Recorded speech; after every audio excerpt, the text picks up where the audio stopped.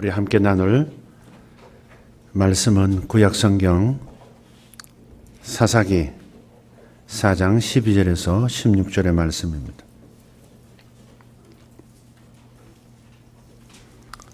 사사기 4장 12절부터 함께 봉독합니다. 아비노함의 아들 바락이 다볼산에 오른 것을 사람들이 시스라에게 알림해 시스라가 모든 병거 곧 천리병거 900대와 자기와 함께 있는 모든 백성을 하루셋 학고임에서부터 기손강으로 모은지라. 드보라가 바락에게 이르되 일어나라, 이는 여호와께서 시스라를 내 손에 넘겨주신 날이라. 여호와께서 너의 앞서 나가지 아니하셨느냐 하는지라. 이에 바락이 10,000명을 거느리고 다볼산에서 내려가니 여호와께서 바락 앞에서 시스라와 그의 모든 병거와 그의 온 군대를 칼날로 혼란에 빠지게 하시매 시스라가 병거에서 내려 걸어서 도망한지라.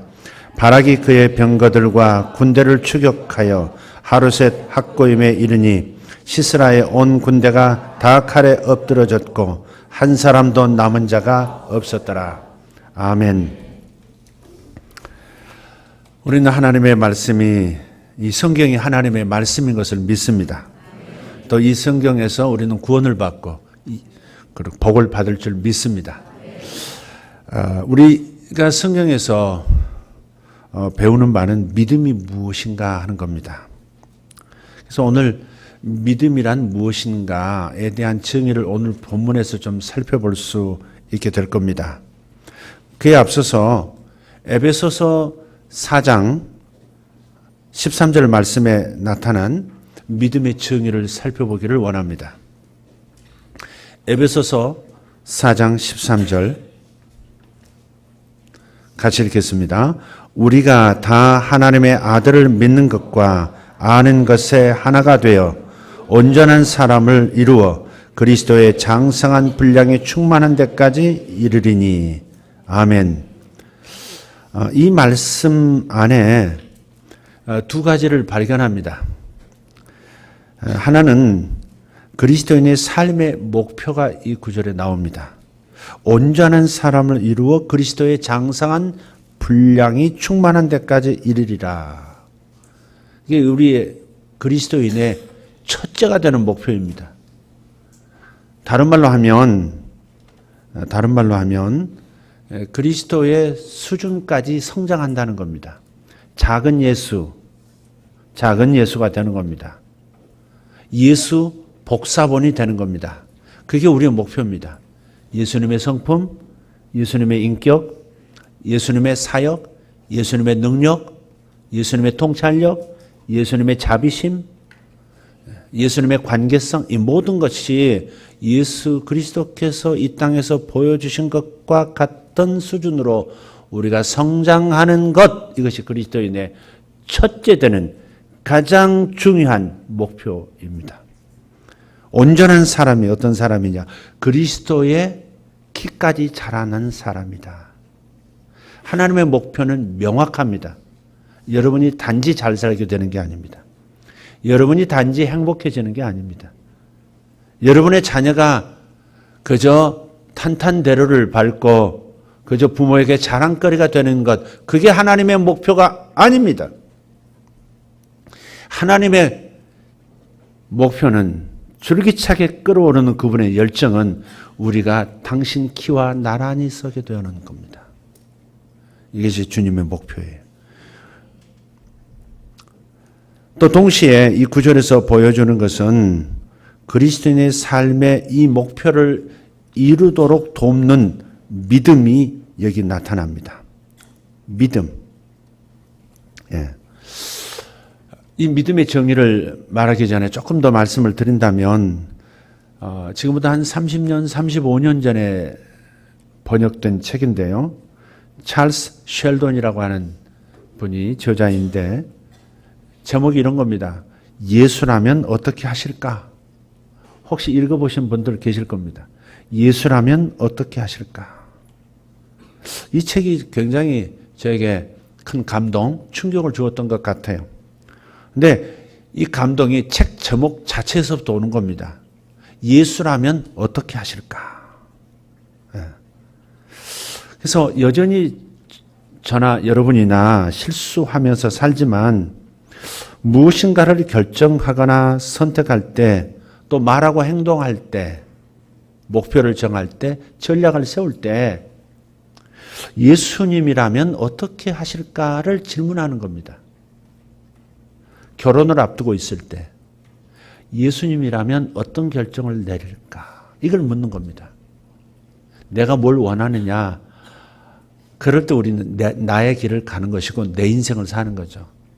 주님과 동행하려면 반드시 이 질문을 하면 지혜가 있는 겁니다. 예수라면 어떻게 하실까? 아멘. 예수라면 어떻게 하실까? 이 상황에서 예수님이라면 어떻게 말씀하셨을까? 어떻게 생각하셨을까? 어떤 결정을 내리셨을까? 거기에서 우리의 실수는 현저하게 줄어들고 하나님께서 기뻐하시는 복된 삶이 펼쳐지는 겁니다. 예수님께서 나의 모델이시기 때문에 우리는 이 질문을 끊임없이 하고 나아가야 합니다. 예수라면 어떻게 하실까? 그게 바로 작은 예수가 되는 길이고 예수 복사본이 되어지는 길입니다. 자, 그러면 이 작은 예수 복사본이 되기 위해서 어떻게 해야 한다고 오늘 지금 에베소서 4장 13절은 말하고 있습니까? 하나님의 아들을 믿는 것과 아는 일에 하나가 되는 것이라는 겁니다. 두 가지 뜻으로 해석할 수 있습니다. 하나님을 아는 것과 믿는 일에 하나가 된다. 이 말이 무슨 말일까? 우리 다 같이 똑같은 믿음 갖자, 똑같은 성경 지식 갖자, 이 뜻으로 해석할 수 있겠습니다. 그러나 원래 본뜻은 그것이 아닙니다. 하나님을 아는 것과 믿는 것에 하나가 된다는 말은 여러분 보십시오. 무엇을 믿는 겁니까? 일단 뭔가를 알아야 내가 믿을 건가 안 믿을 건가를 결정하죠. 믿음의 출발은 내가 뭔가를 아는 겁니다. 하나님에 대해서 내가 알게 될 때 나는 믿음을 거기에 실을 수 있습니다. 그러니까 아는 것과 믿는 일에 하나가 된다는 말은 내가 여기까지 알고 있는 하나님 지식, 이 지식에 내 믿음을 더하는 겁니다. 아는 것과 믿는 것이 똑같아지는 겁니다. 어떤 사람들은 아는 게 많은데 믿음은 현저하게 따르질 못하는 겁니다. 아는 것 많은데 믿음은 뒤따르지를 못해요. 그러나 우리가 성장하려면 우리가 하나님에 대해서 알고 있는 것을 믿을 수 있어야 한다는 겁니다. 아는 것과 믿는 것에 하나가 되어야 한다. 그래서 믿음이라고 하는 것은 하나님을 아는 지식이다. 이렇게 표현해도 괜찮겠습니다. 그런데 오늘 본문에서 지금 그것을 볼 수 있는 거예요. 오늘 본문에서 본문의 이야기 속에서 우리가 믿음이 무엇인지, 우리를 성장시키는 믿음이라는 것이 무엇인지를 발견해야 하는 겁니다. 이 시대는 사사시대입니다. 왕이 없었던 시절, 왕제도가 없었던 시절에 사사라고 하는 하나님께서 특별하게 선택하셔서 지도자로 삼아서 돌파하게 하는 리더, 그게 사사입니다. 이 왼손잡이 사사 에훗이 죽은 뒤에 이스라엘 백성들은 하나님 앞에서 다시 죄를 짓습니다. 그래서 하나님께서는 하솔에서 다스리는 가나안 땅 야빈을 통해서 이스라엘이 고통을 겪는 상황으로 던져지게 하십니다.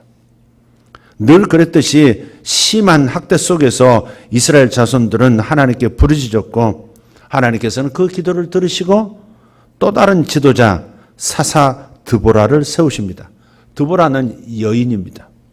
남편도 있고요. 자녀를 길러본 경험이 있는 그런 리더입니다. 그리고 시스라를 군대 장관으로 하는 야빈의 군대와 바락을 앞세운 드보라의 군대는 기순강에서 운명적인 결전을 맞이합니다. 하솔왕 야빈은 철병거 900대를 가졌다고 했습니다. 오늘날로 말하면 탱크가 900대인 겁니다. 근데 이쪽은 탱크 한 대가 없어요. 보병들만 있습니다. 그 탱크 900대를 가진 이 도시국가와 이스라엘이 싸워서 이길 확률이 높지 않은 겁니다. 패배가 거의 확정적입니다. 그래서 하솔왕 야빈은 이런 전차 부대 900을 거느리고 있을 만큼 막강한 군사력을 가졌죠. 이스라엘이 블레셋에 의존해서 사울 시대에 이르러 겨우 철제 무기 몇 자루를 가질 수 있었던 것을 생각하면 무기로만 볼 때에 하솔 왕은 대단한 힘을 가진 겁니다. 다시 말씀드리면 인간적인 관점으로 이번 전쟁의 결과는 쉽게 예상이 됩니다. 우리나라도 국제관계 속에서 어떻습니까? 왜 비싼 무기들을 그렇게 사들여야 하는 겁니까? 몇 조 원씩 사들여야 되고 또 몇 년에 걸쳐서 그런 예산들을 반드시 떼어놔야 하는 겁니까? 사실 전쟁 무기라는 것은 그 비싼 비행기 있잖아요. 20층짜리 건물 한 대 값, 두 대 값에 맞먹는 그러한 비행기를 들여와가지고 목표는 이겁니다. 한 번도 써보지 않고 폐기하는 게 목표입니다. 사실은. 전쟁 안 해야 된다는 거죠. 좋은 무기를 가져온다고 하는 것은 뭐예요? 전쟁하지 않기 위해서 더 좋은 무기를 가져오는 겁니다. 그죠? 전쟁이 목표가 아닌 거죠. 그래서 좋은 무기를 더 가져오고 적들이 감히 넘볼 수 없도록 전쟁을 일으키지 못하도록 하기 위해서 더 좋은 무기, 더 좋은 시스템을 그렇게 가져오는 겁니다. 그리고 어느 일정 기간이 지난 다음에 폐기하는 것이 소원인 거예요. 어쨌든 간에 이때 당시에는 그걸로 끝나지 않은 겁니다. 전쟁이 생겨버린 거예요. 보통 전쟁은 센 쪽에서 거는 겁니다. 약한 쪽에 전쟁 걸지 않습니다. 그래서 이 전쟁에서 이길 수 없는 전쟁에서 이 결과가 쉽게 예상되는 이 전쟁에서 우리가 결론으로 이미 알고 있듯이 이스라엘의 완승으로 끝납니다. 왜냐하면 하나님께서 전쟁에 개입하셨기 때문에 그렇습니다. 드보라가 바락에게 이르되 일어나라 이는 여호와께서 시스라를 내 손에 넘겨주셨느니라 그렇게 말하고 있어요. 드보라 선지자가 바락 장군에게 격려하는 겁니다.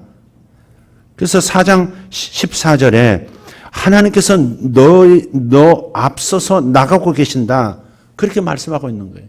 네가 지금 나가고 있는 게 아니야. 하나님이 너보다 앞서 가셔서 지금 전쟁을 시작하셨어. 그래 너는 그저 전리품만 챙기면 되는 수준으로 그냥 가면 돼. 이렇게 격려하는 거예요.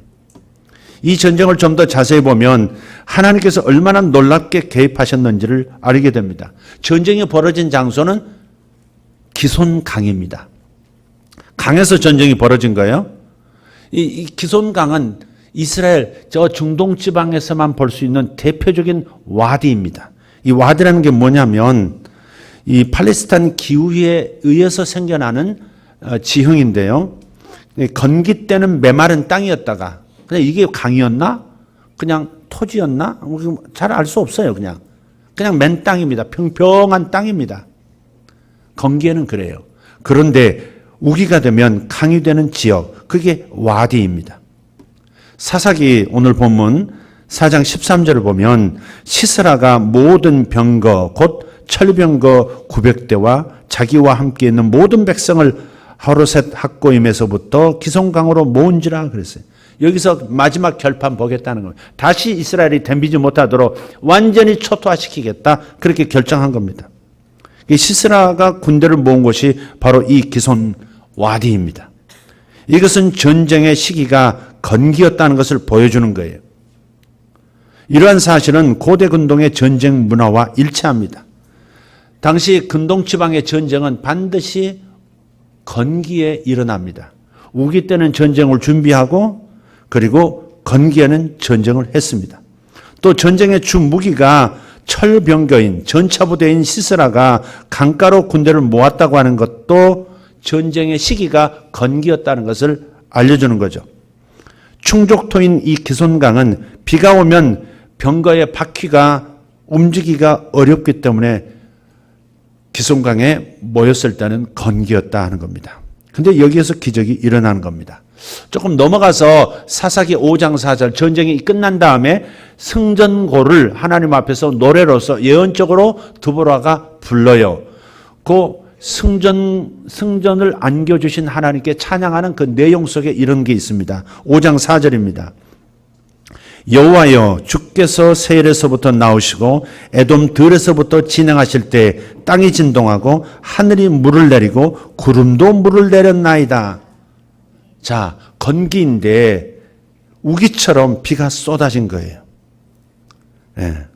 이게 아라비아 반도로부터 사막에서 불어오는 그 건조한 남동풍이 불기 때문에 절대 비가 내리지 않습니다. 그런데 하나님이 개입하시니까 하나님의 그 간섭이 건기인 가나안 땅에 비를 내리신 겁니다. 이 비는 기손강에 모인 시스라 군대를 무력하게 만들어버린 겁니다. 하나님이 이렇게 개입하시는 겁니다. 하나님이 개입하시면 적들은, 우리의 삶의 적들은 무너지는 겁니다. 우리가 추구할 것은 승리가 아닙니다. 우리가 추구할 것은 하나님의 임재입니다. 하나님의 나라와 그의 의를 구하라. 마태복음 6장 33절. 하나님의 나라를 구하라는 게 뭐예요? 하나님이 왕 되어 주심을 구하라는 겁니다. 하나님이 왕 되어 주심이 뭐예요? 하나님이 우리 가운데 임재하시는 것을 원하는 거예요. 그렇게 되면 이 모든 것이 해결된다는 겁니다. 할렐루야. 사사기 5장 21절에 이렇게 노래합니다. 기손강은 그 무리를 표류시켰으니 이 기손강은 옛 강이라. 내 영혼아, 내가 힘 있는 자를 밟았도다. 옛 강이란 말은 강이었는데 어때요? 바싹 마른 그런 땅이 되었고 다시 비가 내려서 적들을 섬멸할 수 있었다는 겁니다. 이 충족토인 기손강은 비가 오면 진흙으로 변하고, 그래서 철병거 900대가 전부 진창에 빠지게 된 겁니다. 평소 전쟁을 할 때 이 전차 부대를 운용하는데 익숙했던 시스라 군대가 이제 큰 혼란에 빠지게 되었고 급기야 바락의 군대에 모두 진멸됩니다. 오늘 보면 사사기 4장 15절 16절을 다시 한번 읽어보겠습니다. 여호와께서 바락 앞에서 시스라와 그의 모든 병거와 그의 온 군대를 칼날로 혼란에 빠지게 하시매 시스라가 병거에서 내려 걸어서 도망한지라. 바락이 그의 병거들과 군대를 추격하여 하로셋 학고임에 이르니 시스라의 온 군대가 다 칼에 엎드러졌고 한 사람도 남은 자가 없었더라. 아멘. 하솔 왕 야벤에 대한 기적적인 이스라엘의 승리에는 우리가 주목해야 할 중요한 것이 있는 겁니다. 그게 뭐냐? 바로 믿음이에요. 하나님의 약속에 대한 드보라의 믿음입니다. 모든 남자들도 두려워 떨고 있을 때 하나님의 약속을 믿고 오히려 두려워 떨고 있는 사람들을 격려해서 전쟁에 나가도록 하나님의 승리를 경험할 수 있도록 만들어준 그 여인, 그 여인의 믿음이 우리를 도전하고 있는 겁니다. 사사기 4장 7절입니다. 바락에게 말하고 있어요. 내가 야빈의 군대장관 시스라와 그의 병거들과 그의 무리를 기손강으로 이끌어내어 내게 이르게 하고 그를 내 손에 넘겨주리라. 하나님께서 하신 말씀이죠. 자, 여기서 우리가 가져야 할 게 이겁니다. 하나님의 말씀에 대한 믿음을 우리가 가져야 합니다. 하나님의 말씀은 정말 믿을 만한 말씀이에요. 지난 수요일과 금요일에 조금씩 말했던 부분이 있는데요. 그 부분을 주일에 듣지 못하신 분이 계시니까 잠깐 다시 한번 언급하겠습니다. 하나님께서 창세기 1장을 보면 하나님께서 세 가지 명령을 하세요. 창조 명령, 문화 명령, 영적 전쟁 명령을 하고 계세요. 영적 전쟁이라고 하는 그 용어 속에 뭔가가 여러분 떠오를 겁니다. 창조할 당시에 이미 적이 있었다는 겁니다. 영적인 전쟁을 할 어떤 대상들이 있었다는 겁니다. 그게 바로 마귀고 마귀의 조직입니다. 천지가 만들어지기 전에 하나님에 대한 반역이 천사 세계에 있었고 반역한 천사의 그 무리들이 사탄을 중심으로 해서 계속해서 우주 안에서 활보하고 있었던 거예요. 하나님께서는 하나님께 대항한 이 영물들을 그대로 둘 수가 없었고 하나님의 인간 창조의 목적 속에는 결국 인간을 통해서 사탄의 나라를 괴멸시키기 위한 전략이 있었다고 봐야 합니다. 그래서 3대 명령, 창조 명령, 문화 명령, 근데 이 창조 명령과 문화 명령은 저절로 이루어지는 것이 아니라 영적 전쟁을 통해서 성취될 수 있다는 겁니다. 그래서 이 영적 전쟁을 하는 데 있어서 매우 중요한 무기가 하나님의 말씀에 대한 믿음이라는 거예요. 근데 하나님께서 세 가지 명령을 하시고 네 가지 축복을 하세요. 네 가지 축복 중에 첫 번째가 먹을 것을 주시는 겁니다. 군인으로 영적 전쟁을 하는 군인으로 당신의 백성들을 불러 모았어요. 여러분들이 예수 믿게 된 것은 단지 구원을 시키기 위한 목적이 아닙니다. 어떤 목적을 위해서 구원시킨 겁니다. 구원이 최종판이 아닙니다. 구원의 서정이란 말이 있습니다. 여러분, 구원은 시작에 불과합니다. 왜 구원을 시키셨느냐? 왜 예수 믿고 하나님의 자녀가 되게 하셨느냐? 그것은 하나님의 전쟁에 여러분을 동원하신 겁니다. 여러분 군사로 부름받은 겁니다. 그래서 신약 성경에서도 사도 바울도 계속해서 말씀합니다. 너희들은 나와 함께 하나님의 그리스도의 좋은 군사로 서라. 그렇게 얘기하고 있습니다. 우리를 군사라고 말합니다. 민간인이 아니에요. 단지 복을 구하는 사람이 아니라 군사로 부르셨다는 겁니다. 영적 전쟁을 위해서 하나님께서 소집했다는 것입니다. 그때 이때 가장 중요한 무기는 하나님의 말씀이에요.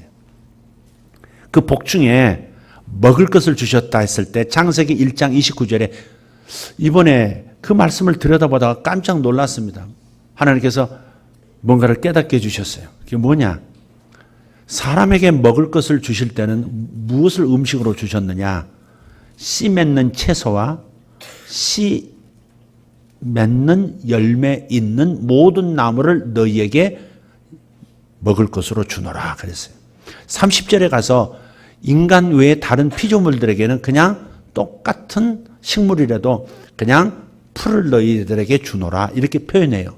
그런데 이상하게 인간에게 주시는 먹거리는 씨가 있는 채소, 씨가 있는 열매 있는 모든 나무 그랬단 말이에요. 뭔가를 암시하고 있는 겁니다. 씨가 중요한 거예요. 씨는 생명을 뜻하죠. 네, 그렇죠? 생명은 반드시 형체를 포함하고 있습니다. 씨는 똑같아 보이지만 일단 땅에 심기우면 전혀 다른 형태가 됩니다. 여러분 멀리서 보시면 어때요? 푸른 잎으로 가득하지만 하나의 씨앗으로 출발한 식물입니다. 이게. 계속 잘라주니까 그렇지 아니면 치렁치렁 이게 줄기를 뻗어서 바닥까지 닿을 수 있는 식물이에요. 그러나 어떤 씨앗은 기둥이 될 만큼 커다란 나무가 되어지기도 하죠. 씨 안에는 각각의 생명들 안에는 형체들이 함께 주어집니다. 그게 하나님의 전략입니다. 그런데 마태복음 13장에 가서 보면 하나님의 말씀을 천국 말씀이라고 말씀하시고 이 말씀이 사람의 마음밭에 뿌려진다고 말해요. 그런데 말씀에는 생명 씨앗에는 반드시 형체가 숨어 있다. 심겨지면 형체가 나타난다. 만약에 형체가 나타나지 않으면 씨앗 안에 있는 생명은 소멸됩니다. 생명은 반드시 담을 그릇이 필요한 거예요. 그래서 형체를 이루게 돼 있어요. 씨앗마다 다 각각 형체가 숨어 있습니다. 그런데 천국 말씀을 씨앗으로 비유하셨는데 이 하나하나의 말씀에는 한 말씀 한 말씀에는 어떤 형체들을 이루는 힘이 있다는 겁니다. 조용기 목사님이 오늘날 존경받는 목회 사역을 다 이루어 전 세계적인 목회자가 되게 만들었던 말씀의 씨앗이 있습니다. 그게 뭐예요? 요한 3서 2절입니다. 내 영혼이 잘된 같이 범사에 잘되고 강건하기를 내가 간구하노라. 이 한 말씀을 그분은 마음에 심었고 그 한 말씀을 끝까지 붙들고 모든 설교마다 내 영혼이 잘된 같이 범사에 잘되고 강건하게 원한다고 말씀하신 거예요. 저는 흉내 참 많이 냈습니다. 가장 큰 교회였으니까 나도 그런 큰 교회 좀 이루어보고 싶어가지고 신학생 때 기도도 그분을 닮아가더라고요. 사랑하는 자요, 내 영혼이 잘됨 같이 범사에 잘되고 간절하기를 원하노라. 그 말씀이 모든 자의 말씀인데 조영규 목사님만의 말씀처럼 되어버렸어요. 수복음 교인들의 말씀처럼. 근데 말씀은 형상을 이루는 겁니다. 말씀은 씨앗이기 때문에 반드시 형체를 이루게 되어 있어요. 그런데 말씀마다 똑같은 말씀이 아니에요. 똑같은 형체를 만들어내지 다른 형체를 이루어내요. 제가 받은 말씀이 예수 믿고 얼마 되지 않아서 환상 속에서 하나님이 제게 주신 말씀이 있어요. 그게 요엘서 2장 28절에 말세에 내가 내 영으로 모든 육체에게 부어주리니 너희 자녀들은 예언할 것이요 너희 젊은이들은 환상을 보고 너희 늙은이들은 꿈을 꾸리라. 또 내가 내 남종과 여종에게 내 영을 부으리니 저희들이 예언할 것이라. 할렐루야. 그 말씀이 제 안에 심겨졌고 젊은 시절 또 목회자의 길을 걸어가면서 지금까지 그 말씀이 저의 사역의 형체를 이루었고 저의 인격의 형체, 제 말씀의 형체를 이루었습니다. 저를 위해서 기도할 때도 예언적이라는 단어를 항상 쓰시잖아요. 오늘 대표 기도할 때도 예언적 중보사역이라는 말씀을 하시잖아요. 저를 생각하면 예언이라는 단어를 떼놓고 생각할 수가 없는 형체화된 인생이 된 거죠. 하나님의 모든 말씀에는 각각의 형체가 있습니다.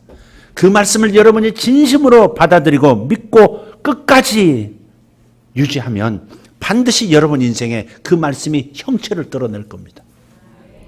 여러분이 어떤 말씀이 여러분에게 주어지든 여러분이 필요한 말씀을 주님께서 주셨다고 믿는 말씀을 취하고 그것을 끝까지 땅속에 꼭꼭 숨겨 심어 마침내 나무가 드러날 때까지 기다리듯이 그렇게 마음에 품고 붙들고 기도하고 의지하면 반드시 여러분 삶 속에 말씀이 형상화를 이루어서 여러분은 복된 존재, 말씀의 인카네이션, 말씀의 육신화를 이루게 될 거예요.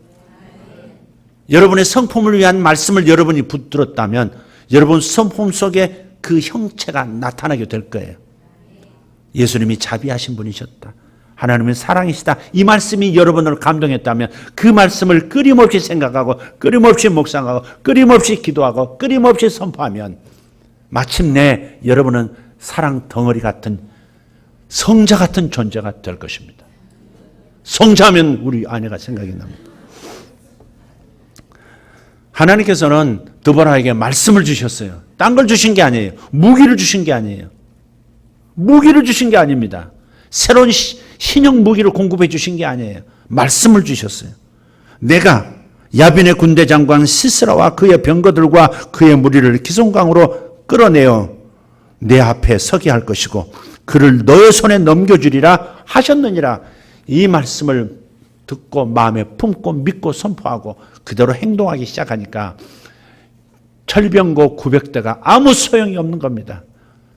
자연이 그를 도와주는 겁니다. 하늘에서 비가 내리기 시작하고 와디가 갑자기 강물이 되어버리고 그래서 질척거리는 그 속에 전차부대가 함몰되고 왕까지도 전차에서 내려서 자기 발로 도망했다고 나오는 겁니다.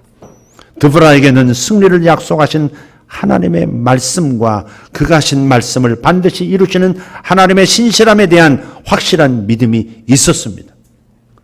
여러분, 불신은 보다 큰 복을 놓치게 만들어요. 의심하는 것은 하나님이 약속하신 것을 놓치게 만들어요. 하나님이 주시겠다고 하는 100%를 50으로 약화시켜버려요.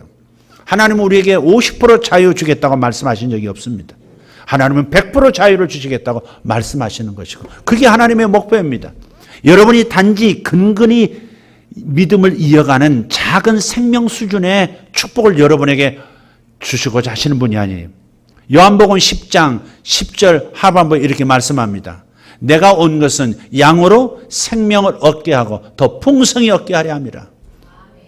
한번 읽어보십시다. 내가 온 것은 양으로 생명을 얻게 하고 더 풍성히 얻게 하려는 것이라. 아멘입니까? 여러분 현재 누리고 있는 수준의 삶이 최고의 수준이 아닙니다. 최고의 날은 아직 오지 않았다는 말이 있죠. 여러분 지금 현재 수준이 하나님의 목표가 아닙니다. 여러분의 영적 수준이 현재 목표가 아닙니다. 현재 여러분이 가지고 있는 영적 수준이 하나님의 목표가 아니에요. 50%가 아닙니다. 30%가 아닙니다. 주님은 100% 예수 그리스도의 장성한 분량에 이르기까지 주님은 열심을 내려놓지 않으실 거예요. 할렐루야. 여러분의 믿음이 그 수준에 머무는 것을 원치 않으세요. 드보라의 믿음과 남자 바락 장군의 믿음이 달랐어요. 드보라는 100% 믿었습니다. 100% 믿은 그 말씀을 바락 장군에게 알려준 거예요. 네가 먼저 나가서 전쟁을 일으켜라. 그런데 바락이 당신이 안 가면 나 못 갑니다. 이런 거예요. 이 반푼이 같은 남자 같으니라고. 이런 쪼다스럽 주여. 이름이 바락이면 바락이라도 한번 하지. 바락이 드보라 선지자가 함께하지 않으면 다 못 갑니다. 이런 거예요. 그때 너무 안타까운 말을 듣습니다. 내가 시스라를 이기겠거니와 전쟁에서 승리는 하겠지만 최종적인 최고의 영광은 얻지 못할 것이다. 무슨 말이냐면 결국은 다 병사들은 다 제거했지만 왕은 도망했고 바락이 직접 왕을 사로잡지 못한 겁니다. 결국 전쟁의 끝은 왕을 잡아야 끝나는 겁니다. 그죠? 왕을 잡아야 끝나는 거예요. 그런데 바락이 왕을 놓친 겁니다. 그리고 그 바락은 어디 이스라엘 여인의 집에 숨어들었다가 그냥 깊이 잠든 사이에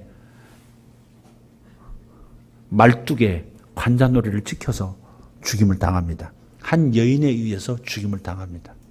바락이 여인을 의지하고 하나님을 의지하지 않다가 자기 영광을 취하지 못하고 작은 이름 없는 한 여인이 시스라를 제거하는 겁니다. 여러분 모든 승리는 하나님으로부터 오는 겁니다. 우리가 해야 할 일은 믿는 겁니다. 마이 파트 믿는 거고 일은 사역은 하나님이 하시는 겁니다. 그러니까 우리가 해야 할 일은 단지 믿어드리는 겁니다. 믿어드리면 되는 겁니다. 말씀에 대한 믿음을 가지십시오. 모든 말씀에는 형체가 있습니다. 모든 말씀에는 그 말씀대로 이루어지게 하는 형체가 숨어 있단 말이에요. 그래서 우리는 씨 있는 음식을 먹어야 하는 겁니다. 씨 있는 음식을 먹어야 한다는 말은 말씀 안에는 형체를 이루는 힘이 있다는 것을 깨달으면서 영적 양식 하나님의 말씀을 취하라는 겁니다. 하나님의 나라는 씨앗처럼 작은 형태로지만 그러나 그 말씀이 심겨지면 옥도에 심겨지면 반드시 30배, 60배, 100배 형체를 갖게 되는 거예요. 바락은 그것을 놓친 겁니다. 절반만의 승리, 절반의 영광만 갖게 된 거예요. 하나님께서 우리에게 주시고자 하는 것은 더 큰 일이라는 사실을 인정하십시다. 이보다는 나을 것입니다. 이보다 훨씬 좋은 삶을 준비하셨습니다. 여러분의 성품도 훨씬 더 좋은 성품으로 발전할 것입니다. 문제는 믿음을 파괴하는 것은 두려움입니다. 너무 하찮은 것에 두려워하는 거예요. 어떤 사람은 간증하는 것이 두렵습니다. 다른 사람 앞에 서서 간증하는 게 그렇게 무서운 거예요. 간증해본 분들 조금씩은 느꼈죠. 그런데 문제는 우리가 하나님께 영광을 돌려야 될 텐데 나를 나타내고자 하면 두려움이 와요.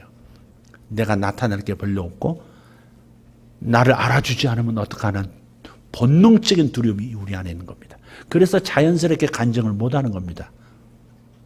그래서 간증을 차일피일 미루는 그런 상황도 벌어질 수 있어요. 왜 그래요? 두려움입니다. 사람들이 나를 어떻게 생각할까? 내가 말하고 나서 내가 좀 평가가 나쁘면 어떡하지? 이런 생각들이 나를 복잡하게 만들고 그런 불안과 두려움이 믿음으로 하나님의 영광을 드러내지 못하는 거예요. 있는 그대로 내가 보일 것은 내가 얼마나 약한 존재였는지를 보이는 게 간증입니다. 내가 얼마나 형편없는 인간이었는지를 솔직하게 얘기하는 것이 간증입니다. 뭐 자기를 높이려고 간증하는 겁니까? 하나님이 하신 일을 높이려고 하나님의 영광을 드러내려고 간증하는 겁니다. 교회 오면서도 항상 자기가 높아지기를 원하는 사람들이 있습니다. 다른 사람에게 칭찬해 주지 않으면 오늘은 너무 불행한 날인 겁니다. 오늘 너무 멋있다고 해주지 않으면 꿀꿀합니다. 이게 얼마나 어린아이입니까 이게. 아내가 칭찬해 주지 않으면 남편이 뭐 좋은 말 해주지 않으면 기분이 착잡해지는 묘한 이 감정. 얼마나 어린아이입니까 우리가. 책망도 받을 수 있어야 되는데, 잘못 지적도 받을 수 있어야 되는데, 그냥 자기를 잘한다, 박수 쳐주고, 대단하다, 남다르다, 특별하다, 이 땅에 사시는 분 같지 않다, 이런 수준의 말을 들어야만 편해지는, 이거 얼마나 유치하고 얼마나 어린아이입니까? 어린아이 때는 필요하지. 그러나 장성해서 어린아이 마음을 가지고 있어서 어떻게 삽니까? 간증은 자기를 낮추는 겁니다. 오직 낮추는 나를 통해서 하나님의 위대하심이 드러나요. 나 같은 사람이 구원받았습니다. 나 같은 사람이 복을 받고 있습니다. 나 같은 이런 개차반이 이런 대우를 받고 있습니다. 이게 간증입니다. 간증은 자신을 나타내는 게 아닙니다. 자신을 나타내려고 하면 그것이 성공하지 못할까 봐 두려워지는 겁니다. 그래서 간증 못하는 거예요. 여러분 그것을 잘 이해하셔야 합니다. 세상 사람 앞에 증거할 때도 마찬가지입니다. 좀 말씀이 다른 데로 갔습니다마는 여러분 바라기 두려웠던 거, 여러분 두려움에 사로잡히지 말라는 거예요. 두려움에 사로잡히지 마십시오. 인생은 두 가지 길 위에 서 있습니다. 하나는 두려움의 길이고 하나는 믿음의 길입니다. 두려움의 길이라는 것은 두려움 그 자체이고, 믿음의 길이라는 것은 하나님을 의지하면서 하나님을 의지하는 믿음을 가지고 두려움 속에서 사는 겁니다. 두려움이 없는 곳에서 하는 게 아니라 두려움이 있는 곳에서 두려움을 극복한 마음을 가지고 사는 것.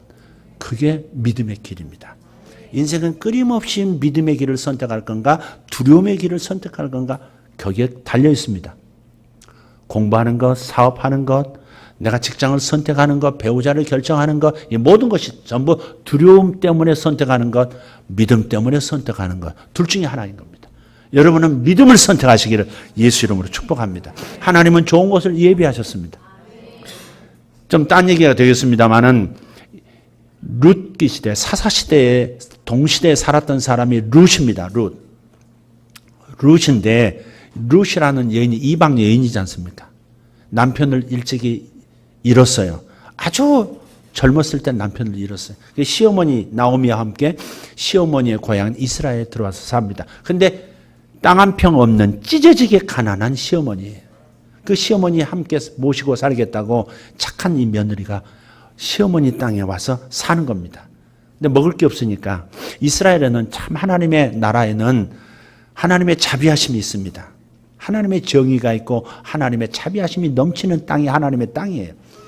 그런데 이 가난한 사람을 위한 기초적인 사회보장제도가 있었습니다. 그게 뭐냐면 곡식을 추수할 때 부자들이 절대 곡식을 추수하다가 땅에 떨어진 나달들, 이삭들은 절대 집어가지 말라는 겁니다. 밭에 그대로 놔두라는 겁니다. 그거는 하나님께서 역사하신 거라는 거예요.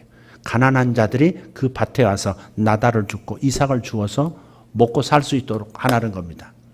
와, 수천 년 전에 하나님이 세우신 법입니다. 가난한 자들을 위하여 부자들은 너희들 것을 거두되 그냥 떨어진 것들은 다시 수확하지 말아라. 놔둬라. 이게 기초적인 사회보장입니다. 근데 조금 더 확실한 사회보장제도, 안전장치가 있었습니다. 그게 바로 고혈제도입니다. 고혈은 뭐냐면 이 사람이 농사가 안 되고 가난하고 무슨 병 들어서 그냥 약값으로 다 나가다가 땅마저도 다 팔고 조상으로부터 물려받은 모든 가산을 다 팔아서 아무것도 없을 때, 그래서 가난한 자, 서민으로 아주 저소득주로 내몰렸을 때, 그때 친척 중에, 가까운 친척 중에 부자가 있다면 그 부자가 남에게 팔아버린 그 땅을 다시 빚을 갚아주고 되찾아 다시 안겨주는 겁니다. 그게 고혈제도입니다. 얼마나 성숙한 제도입니까? 하나님만 생각하실 수 있는 하나님의 사랑의 크기, 하나님의 마음의 크기만이 만들어낼 수 있는 경제제도입니다. 아니, 아무리 부자라도, 아니, 지가 잘못해서 땅 뺏겼으면 지가 노력해야지. 이거 인지상정이에요. 그런데 하나님 그게 아니라는 거죠. 내가 너를 복준 목적이 있다는 거예요. 힘이 없어서 땅을 뺏기고, 힘이 없어서 집을 뺏긴 사람들의 집을 네가 찾아줄 수 있다면 이것이 네가 나의 종이고 이것이 너의 영광이라는 거죠. 이스라엘 사람들은 부자가 되어서 가까운 사람들의 땅을 되찾아주고 집을 되찾아주고 다시 살아갈 수 있도록 다음 사대마저 가난에 내몰리지 않도록 만들어줄 수 있는 사람이 가장 명예를 얻은 사람이에요. 그게 바로 고엘 제도입니다. 근데 땅만 찾아주고 집만 찾아주는 게 아니고요. 어떤 경우는 그 집에 아들을 못 놓고 남자가 죽었을 때 여인 홀로 과부로서 자기를 지키고 시집 안 가고 살아가고 있을 때 그럴 때 그 여인도 자기가 취하여 아내로 삼아서 아들을 낳으면 그 아들을 자기 아들로 삼지 않고 그 집 아들로 올려주는 거예요. 이것도 고엘 제도 가운데 하나 있는 거예요. 할렐루야. 남자들 할렐루야. 이게 할렐루야 할까? 근데 짐을 떠안는 것일 수도 있죠. 아니 애를 낳는데 자기 아들인데 자기 아들이 아니고 남의 집 자식이 돼야 되는 거. 이거 보통 믿음 아니면 하나님의 말씀 하나님의 법이 아니면 이건 지킬 수 없는 거잖아요. 할 수 없는 일입니다. 근데 보아스라는 남자가 그걸 하는 거예요. 롯이 친척인 걸 알고 다가가서 우리 집을 고엘로 이렇게 구원해 주시면 안 되겠습니까? 이렇게 말하죠. 근데 보아스가 그 여인 룻을 그냥 안습니다. 그리고 나오미 집안, 시어머니 집안의 모든 땅들을 다시 되찾아서 시어머니에게 주고 그 남편 없이 홀로 시어머니 모시고 사는 착한 그 룻을 자기 아내로 삼고 아들 낳았을 때 나오미에게 안겨줍니다. 그리고 그 아이는 훗날 다윗의 조상이 되고 메시아의 조상이 되는 겁니다. 할렐루야. 여러분, 제가 말씀드리는 요지는 이것입니다. 똑같은 남자예요. 보아스라는 남자. 예수님을 뜻합니다. 예수님의 밭에서 그저 이삭 줍고 나달 주어서 먹고 사는 수준으로 사는 것으로 만족하시겠습니까? 아니면 보아스의 아내가 되어 내 것이 그의 것이고 그의 모든 것이 내 것이 되는 수준으로 사시겠습니까? 어떤 하나님 나라의 보장 제도 가운데서 살기를 원하십니까? 이것이 마태복음 6장 33절의 의미입니다. 그분을 나의 전부로 삼으면 하나님의 나라와 의를 먼저 구하면 보아스의 집안에 있는 곡식 떨어진 것을 구하는 것 말고 보아스 그를 사랑하고 그의 소유가 되기를 원하고 그와 하나가 되기를 원하는 그것을 통해서 보아스의 모든 것이 룻의 것이 되었듯이 우리가 예수님 손에 있는 무엇을 구하는 사람이 될 것인가 아니면 예수님 그분을 원하는 사람이 될 것인가 삶의 판도가 달라지는 것이고 누림이 달라지는 겁니다. 주님은 겨우겨우 살아가는 생명 수준으로 우리를 지금 길러가고 싶어 하지 않으세요. 풍성한 삶으로 이끌어가고 싶어 하시는 겁니다. 여러분의 성품이 고만고만 싸우지 않고 사는 성품. 젊었을 때는 남편하고 많이 싸웠고 아내하고 많이 싸웠지만 이제는 정으로 산다 하면서 전쟁은 없다는 수준으로 사는 것으로 만족할 것인가? 넘치는 사랑으로 사는 것을 천국을 경험하면서 사는 가족으로 살 것인가? 여러분이 결정해야 하는 겁니다. 이삭 죽기 하면서 살 것인가? 근근히 연명 수준으로 살 것인가? 풍성한 삶에 이를 것인가? 여러분의 성품 안에서부터 인격 안에서부터 전혀 다른 삶이 지금 기다리고 있는 거예요. 밭에서 주워 먹고 사는 수준 되지 말고 아내 되어 사는 수준 삶을 사실 수 있기를 바라요. 예수 그리스도 한 분을 전부, 예수 그리스도 한 분이 전부라고 믿고 달려드는 사람은 신부인 겁니다. 예수님밖에 없습니다. 다른 거 없어도 좋습니다. 다른 축복 없어도 좋습니다. 예수님 한 분으로 족합니다. 당신이 나의 전부입니다. 라고 덤벼드는 어떤 목적을 가지고가 아니라 예수님을 진짜 사랑하면서 덤벼드는 여인, 그러면 예수님의 모든 것, 하늘과 땅의 모든 권세를 함께 누릴 수 있는 축복이 우리에게 주어지는 것이죠. 어떤 수준의 삶을 원하십니까? 생명을 얻는 수준입니까? 아니면 더 풍성히 얻는 수준입니까? 주님은 풍성히 얻는 수준으로 우리를 지금 초청하고 계시는 겁니다. 바락의 믿음으로 절반의 성공을 원하시는 겁니까? 아니면 드보라의 완전한 믿음으로 100% 승리를 경험하며 사는 사람이 되기를 원하시는 겁니까? 여러분 선택하십시오. 두려움은 절반으로 떨어지게 만들 것이고 불안은 절반으로 떨어지게 만들 것이고 오직 믿음으로 두려움의 세계를 뚫고 나가는 사람은 그러면 100%의 삶을 살게 될 것입니다. 기도하겠습니다. 하나님 감사합니다. 앞서 나가셔서 싸워주시고 이루어주시고 준비하시는 하나님이신 것을 우리는 확신합니다. 아버지 하나님, 우리가 바락의 믿음에 머물지 말게 하시고 드보라의 믿음에 이르게 하여 주시옵소서. 절반의 성공을 목표로 하지 말게 하시고 여기까지도 감사하니 이것만 지키면 된다는 낮은 수준의 삶을 살지 않게 하시고 주님이 주시고자 하는 장성한 수준의 삶으로 성장하게 하여 주시옵소서. 가정에서, 일도에서, 교회에서, 그리고 자신과의 싸움에서 100% 승리하고 자유할 수 있는 우리 모두가 되어지기를 원합니다. 보아스의 밭에서 구걸하듯 얻어먹는 수준의 삶을 살지 말게 하시고 영원한 보아스가 되신 예수님, 그분을 한 분만을 사랑하고 그분을 위해 인생을 드림으로써 예수님의 모든 것이 나의 것이 되어지고 생각만으로도 이루어지고 말만 해도 이루어지는 세계 속으로 들어가는 우리가 되어지기를 원합니다. 살아계신 주 예수 이름으로 기도합니다. 아멘.